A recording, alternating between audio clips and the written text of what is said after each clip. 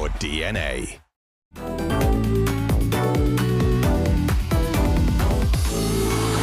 there's an opportunity here. Oh, how cool is that? How cool is that? From Chris Rigg.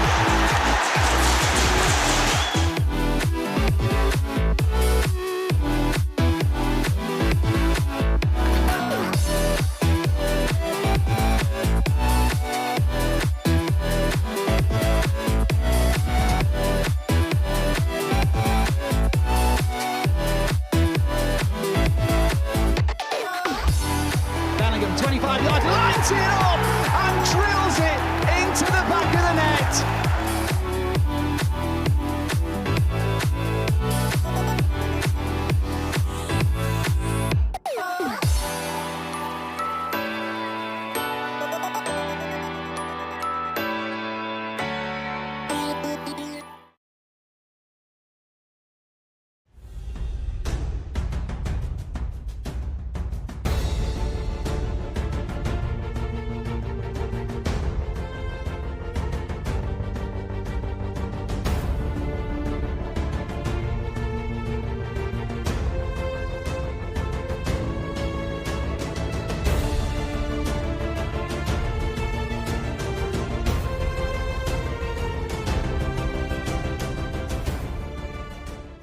At Virtue Motors, it's all in the people. My love of Spitfires came as a small boy. Working on Spitfires is a huge responsibility, and the same applies at work. I'm a Punjabi singer. I've got a passion for singing, and I always loved cars.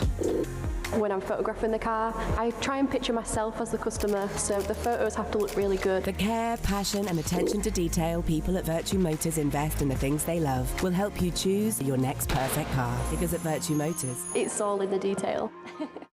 See if they can test Newcastle one more time here with Altidore.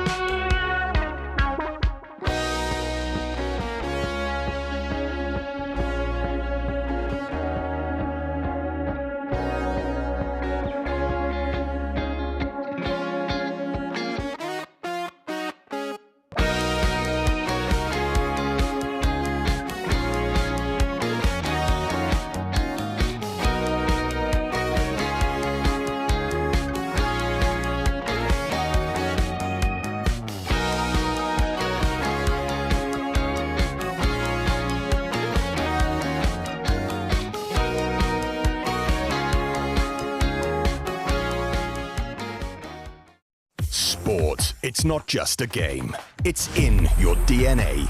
Like us, you live and breathe every moment. You dissect, navigate, and analyze. At Spreadex, we bring you a world of betting where flexibility and precision are at your fingertips.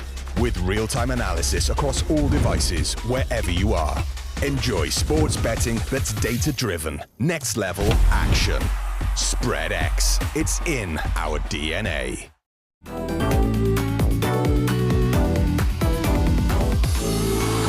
And there's an opportunity here. Oh, how cool is that? How cool is that? From Chris Ring.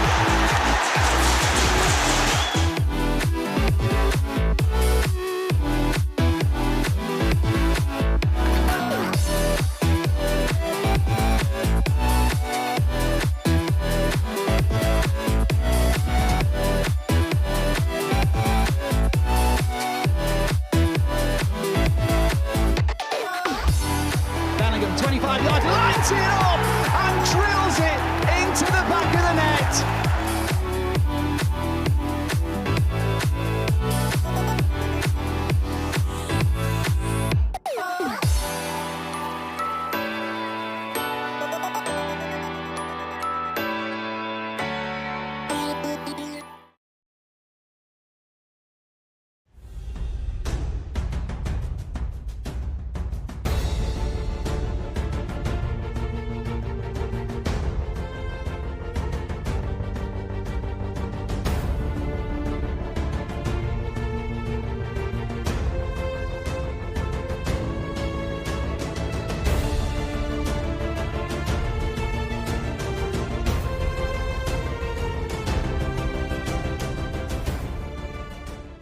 At Virtue Motors, it's all in the people. My love of Spitfires came as a small boy. Working on Spitfires is a huge responsibility, and the same applies at work. I'm a Punjabi singer. I've got a passion for singing and I always loved cars. When I'm photographing the car, I try and picture myself as the customer, so the photos have to look really good. The care, passion and attention to detail people at Virtue Motors invest in the things they love will help you choose your next perfect car. Because at Virtue Motors, It's all in the detail. See if they can test Newcastle one more time here with Altidore.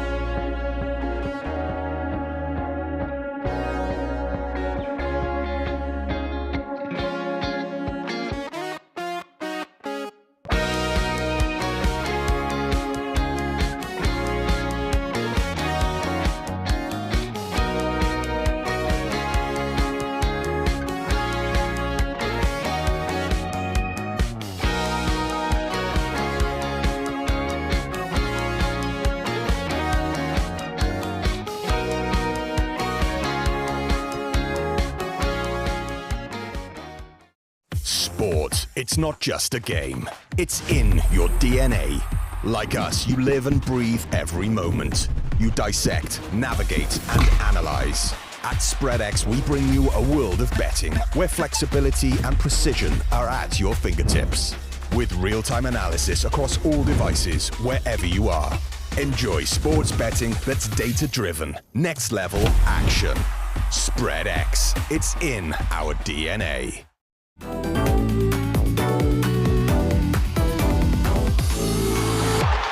Opportunity here. Oh, how cool is that? How cool is that? From Chris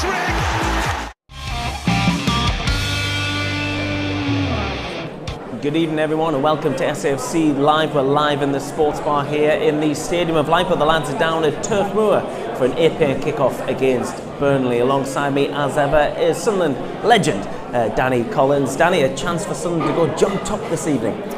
Certainly is, yeah. Massive game this evening for the lads. In recent weeks we've been playing catch up in terms of the fixtures, playing after teams. Well, tonight we're first up, aren't we? And it's a massive game against the Burnley side, difficult to break down. Tough, obviously, in their patch. We took 3 points earlier in the season. But yeah, it's going to be a tough one, but if we come out on top, then we're right in amongst it. Absolutely, and of course they come into this game off the back of the FA Cup game as well, the Portsmouth game last time out in the league as well. So there will be changes this evening and some exciting changes. Let's give everyone the team news if we can, because that man is starting for Sunderland. Enzo Lefebvre comes to Sunderland under much hype. Yeah, and his YouTube video looks good. Yeah, he's straight into the starting lineup. Yeah, I think we'll have to wait and see where he's going to play. Like you see on the graphic, I've got him on that left-hand side. Whether he plays there, we'll have to wait and see. Chris Rigg coming back in the league, obviously coming in there. Mayenda dropping down to the bench, and Dennis Serkin as well coming back in at left back for the injured Aji Elise. So 3 changes from what I'd say is the Portsmouth game. Obviously, we made more for the cup game against Stoke last Saturday, but yeah, I think he'll obviously go with that 3-man midfield. I think he's had a look at Burnley, try and almost match them up in there with the 3 Joshes they've got in the middle of the park. But yeah, where will Enzo Lefebvre play? We'll have to wait and see. Yeah, we'll have to wait and see. It's very exciting for the Sunderland fans to see him in the starting 11, and he has this relationship obviously with Regis Lebris as well, and that's probably why he starts this evening as well. Yeah, I mean, you're talking about match fitness. I think he's played 6 games, hasn't he, for Roma this season.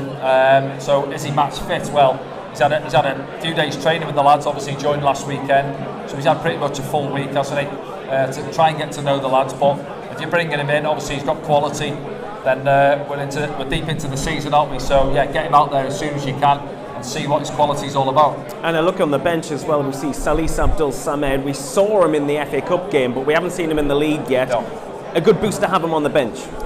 Yeah, I think obviously he got a run out, didn't he, against Stoke? Obviously looked a little bit rusty, if we're honest, but he hasn't played a lot of football, and it's difficult. You know, how often do we sit here and we mention about lads? You can train all you like, you can play under 21s or reserves games, but getting back out there, getting your match sharpness, it's all about getting the minutes. Well, he's had a little taster, now he needs to get up to speed and try and force his way into the side.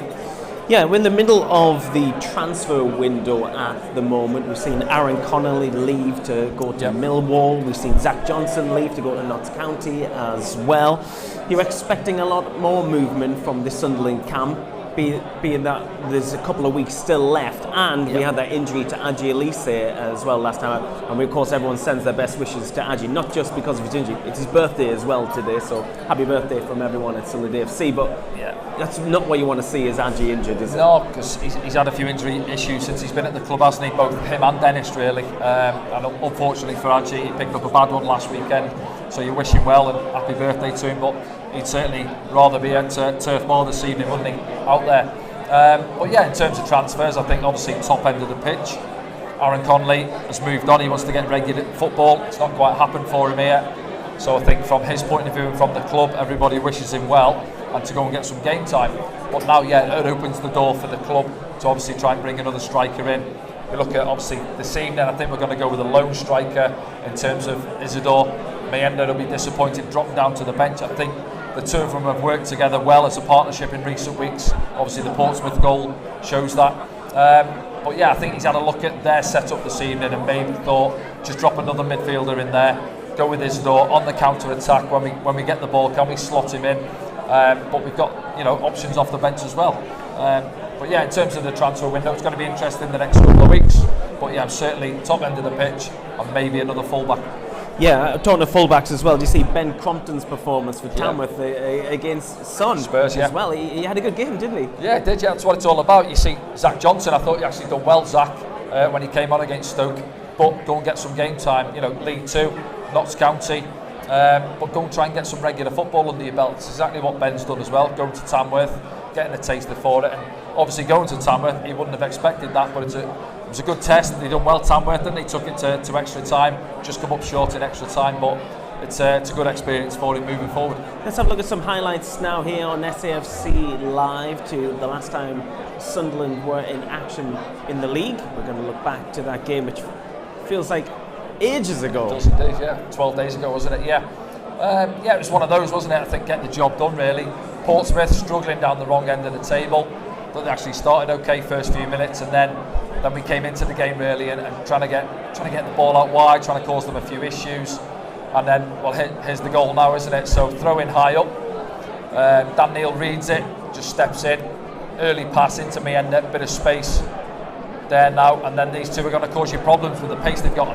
Say Wilson just puts the burners on there, lovely little weight on the pass, doesn't have to take a touch, slots it first time, and then that's the difference, isn't it? And as I say there, with a high back line there, you see Marlon Pack doesn't know whether to go and press Mienda or to try and backpedal, and he just gets caught square on. It's a lovely little timing on the pass. Fullback's trying to get across, can't get there in time, and it's a lovely finish from Wilson. Yeah, you've been there before, Danny, as a central defender and a left back as well. When you're playing against two strikers with that much pace, it's always a concern, isn't it? Massive, yeah.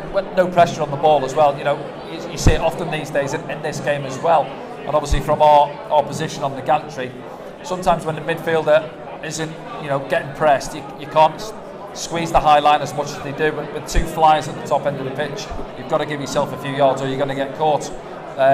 We actually said, I don't think we used it enough. Obviously, you see it there, prime example for the goal. Well, that's it. When you scored so early, you expect them to try and keep up that style of play. But if anything, as the game went on, we kept on dropping back a little bit. Well, we did indeed, yeah. As the game wore on, and we said it at the time, obviously, Marlon Pack got sent off, didn't he? And for 15, 20 minutes, it looked like we were the side who had the 10 men, if we're honest. Maybe you say sometimes you get a little bit edgy, you're nervy, you're looking up at the scoreboard, you can see you're almost over the line. But they came on quite strong towards the end of the game. We'll get onto their opportunities in a moment. But they had a couple of good opportunities late on in the game, and thankfully we managed to get over the line. It was the first clean sheet we'd had in a while as well. But sometimes when you're not at your best, or you've just this stage in the season where we're trying to, we were obviously the last game, weren't we? We played on the Sunday, so we were trying to hang on to the teams above us and trying to keep in with that sort of pack of four teams really, and we managed to do so. And as I said, at the end of the season, if we do go up or we're in the playoffs, then this is one that you're certainly not going to remember, but it was a vital 3 points. Absolutely, because we are where we are in the league. Tonight we could go joint top. There's a big gap though, isn't there, with the goal difference. I think you said we'd have to win 13-0 or something tonight if we were to go top. I don't think that's going to happen, Daddy. No. But it leaves Sunderland right amongst that top four. So tight, isn't it, in the league? Well, it is, yeah. And you look at Leeds last week, 3-1 up against Hull. Hull are struggling this year.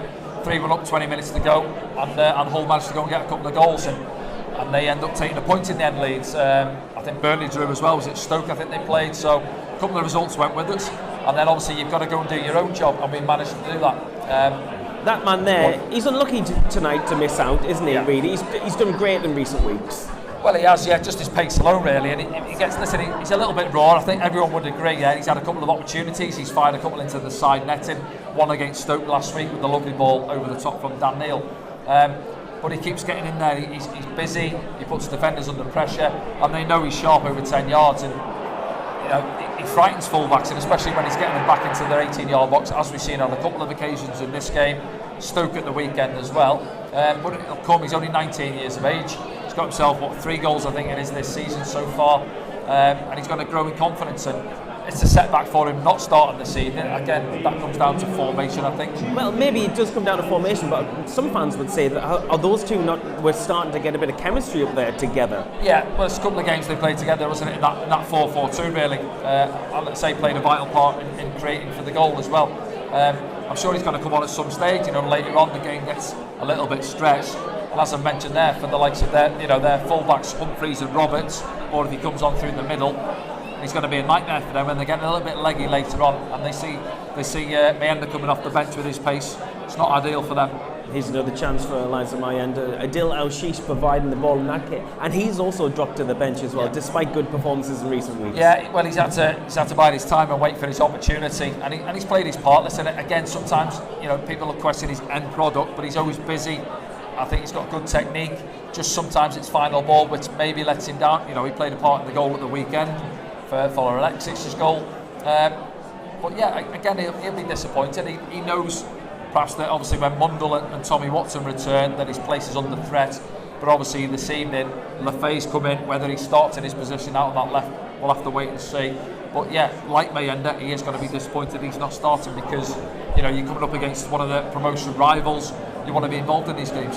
Just looking at the game back here, Danny, we couldn't find that second goal, and it felt like everyone in the stadium just wanted it to get in there so we could confidently go into the closing moments of the game, but it just didn't come, did it? No, well, we spoke about Portsmouth finishing the game strong, which we'll get onto in a minute, but yeah, we had a 15-minute or so period ourselves here where we had good control and you thought second goal's going to come, and then it just relieves the pressure and the tension around the stadium, really. And obviously it doesn't happen, and then, as I say, from our point of view, and the lads have been there, you're having a little look up at the scoreboard, and you can see, you're a goal in front, you get towards the end, 3 points is almost there, and you're expecting Portsmouth maybe to have that one golden opportunity. I think Colby Bishop had that chance with the header, which we'll get onto, and he didn't catch it flush, and then obviously the opportunity went away. There's the sending off now, yeah, so again, Marlon Pack, he's in there trying to do a job at centre-back, he turns away from O'Shea, thinks he's got a bit of time, but Wilson sneaks up on his right shoulder, takes the ball off him, and he said he's not going to catch him. He tries to argue the point, but he knows he's made a mistake, and they're down to 10 men. It's another one of those balls, though. It's asking a lot of the strikers to run onto, but we've got the pace to do it in this game, haven't we? So those balls, we don't know what the approach is going to be this evening, but you'd think Wilson will still play on the shoulder. Yeah, certainly. Yeah, he might not get too many clear-cut opportunities this evening. I think they're at home. They'll try and dominate the ball as much as they can, but at the same time, they're low scorers. What are they? 12th in terms of the highest scorers in the league. So they're sort of sat mid-table. It's obviously they built the foundations on their defensive record. Just 9 goals conceded, 4 at Turf Moor. So they're difficult to break down. Suggests that obviously they're set up well out of possession. So it's up to us, and Regis and the lads that have done the homework during the week. We haven't had a midweek game to concentrate on or to distract us from this one. So we've had a lot of time to set up and to look at these. And how are we going to get the better of them? Get the ball out to Patrick 1v1. Patrick's had a rest. Didn't play against Stoke, so he's had 12 days break. Patrick Roberts, so he should be full of energy. And obviously Lefay coming into it as well. Hasn't played a lot of football recently. Yeah, he's had a few days training, but he'll come into this. It's his new club, and you're expecting him to play a big part this evening. Yeah, Regis has obviously signalled an intent to play Enzo a lot because he's starting in his first game. He knows him better than anyone, and he's definitely going to be involved in up until the end of the season. Well, yeah, certainly if we can keep it fit, and obviously game's thick and fast. We've got another game on Tuesday night against Derby. So yeah, try and get him through this one, or see how much of a part he can play this evening. You get through on adrenaline as well. He's moved to a new club, as I said there, and he'll want to hit the ground running. He'll be frustrated, obviously, with his lack of game time at Roma, but it's an opportunity for him now, and he'll get to know what a size of the club Sunderland is. See it tonight. Yes, we're away from home, but we'll have 3,000 fans plus down at Turf Moor this evening behind that goal, and like the other players that have come into the club who perhaps didn't know too much about Sunderland, it won't take him long to get to know what the club's all about. Okay, Danny, we're going to go to a short break. When we return, we'll be joined by club historian Rob Mason here on SAFC Live. We'll see you very soon. You can still get your matchday streaming passes right now around the world at safc.com.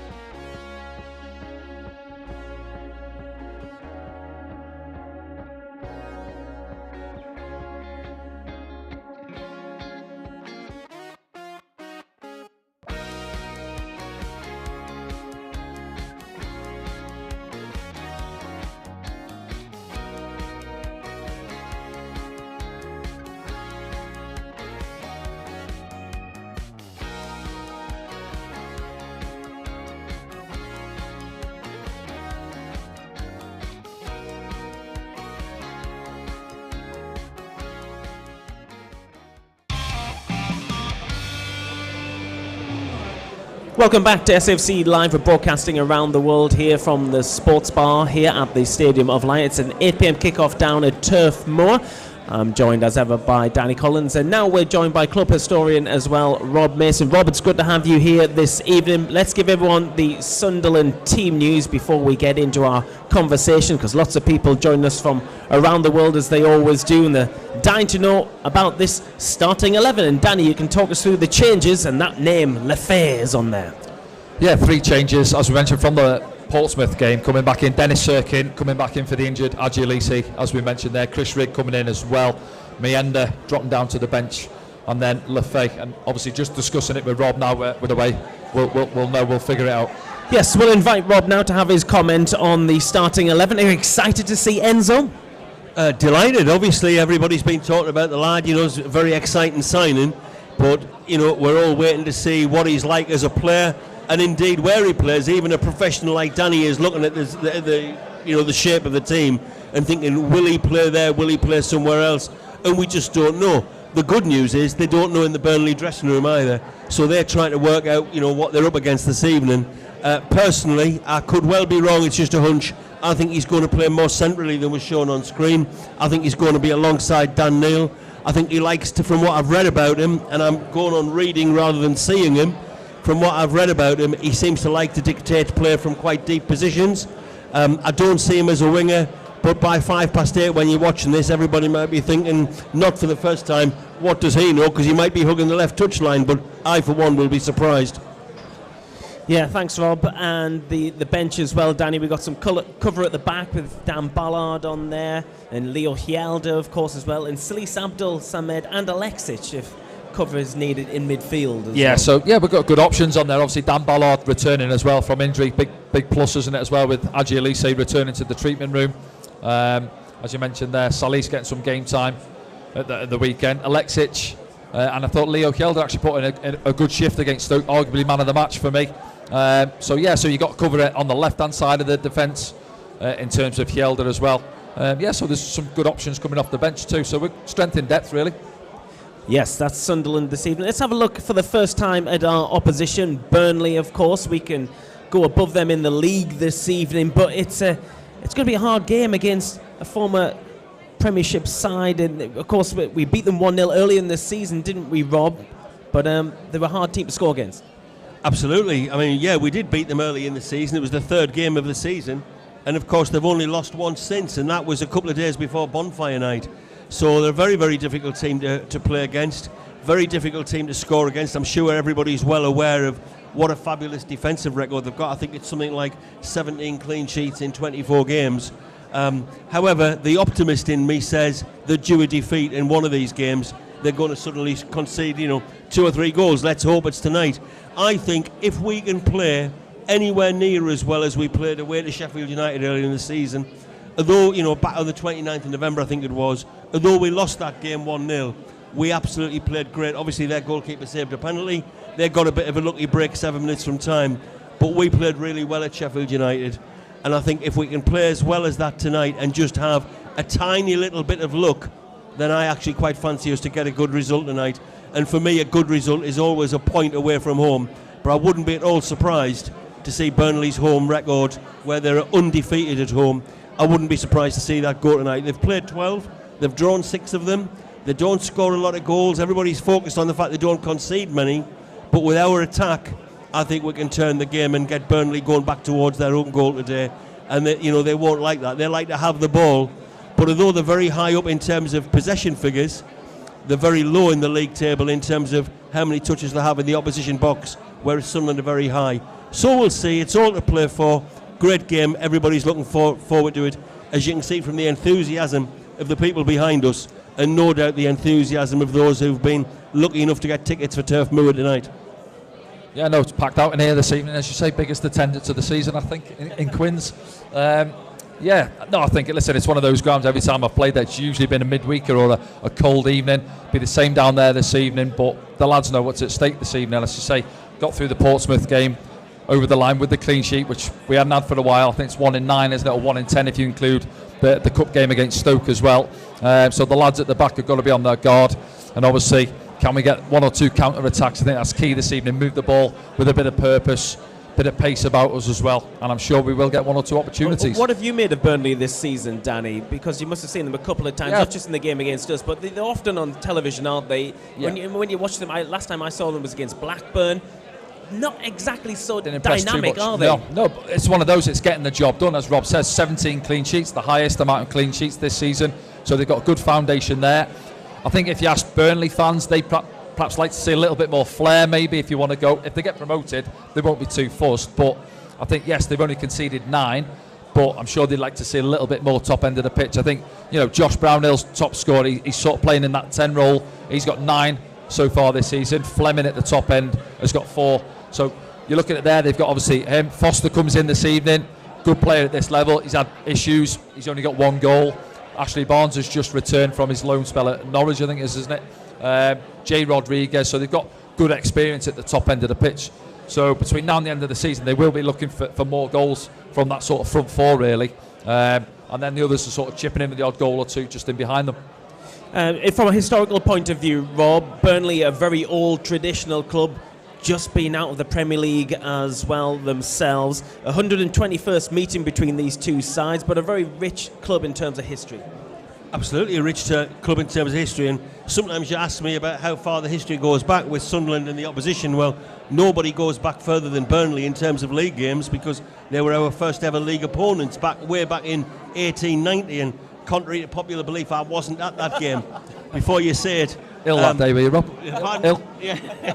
But yeah, I was on holiday that week. No, we have got a good record with Burnley, a good history with Burnley. And Burnley have had some great eras in the early 20s and the late 50s, early 60s.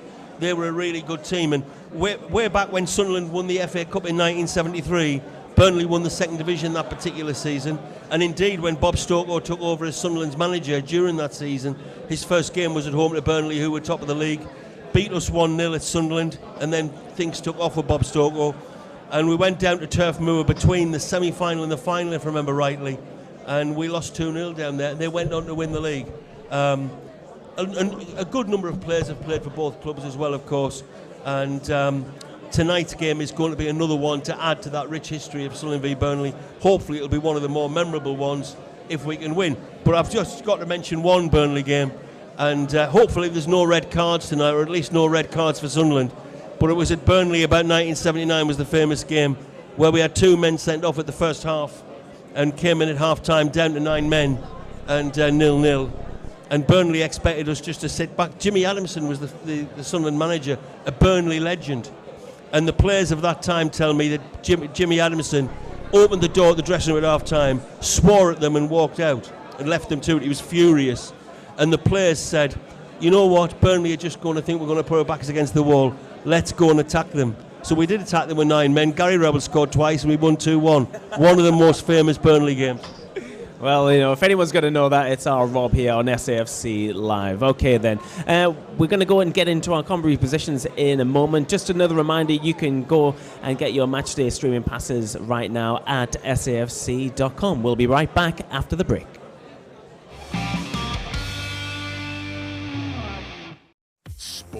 It's not just a game. It's in your DNA.